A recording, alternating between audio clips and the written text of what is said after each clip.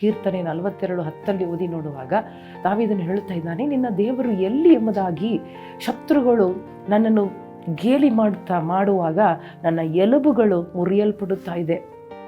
Enemies are surrounding me and they are asking me where is your god. ನಿನ್ನ ದೇವರು ಎಲ್ಲಿ ಎಂಬುದಾಗಿ ಪ್ರಶ್ನೆ ಕೇಳುವಾಗ, ನನ್ನ ಪರಿಸ್ಥಿತಿ ಈ ರೀತಿಯಾಗಿ ಕಂಡು ಬರುವಾಗ, ಆ ಸಮಯದಲ್ಲಿ ದೇವರು ಉತ್ತರ ಕೊಡುವ ಉತ್ತರ ಏನು? ದೇವರು ಮುಂದೆಯಿಂದ ಹೋಗಿ ಇಸ್ರಾಯೇಲ್ ಜನರಿಗೂ ಐಗುಪ್ತ ಜನರಿಗೂ, ಅಂದರೆ ತನ್ನ ಜನರಿಗೂ ಶತ್ರುಗಳಿಗೂ ಮಧ್ಯದಲ್ಲಿ ನಿಂತುಕೊಂಡು ಕಾವಲಾಗಿದ್ದಾರೆ.